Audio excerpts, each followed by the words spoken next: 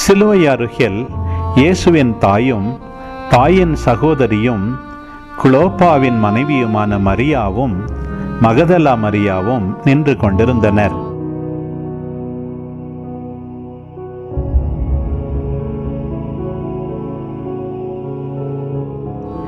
இயேசு தம் தாயையும் அருகில் நின்ற தம் அன்பு சீடரையும் கண்டு தம் தாயிடம், அம்மா, இவரே உம் மகன் என்றார்.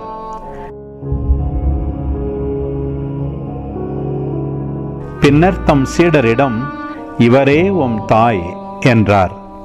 அந்நேரம் முதல் அச்சீடர் அவரை தம் வீட்டில் ஏற்று ஆதரவு அளித்து வந்தார்.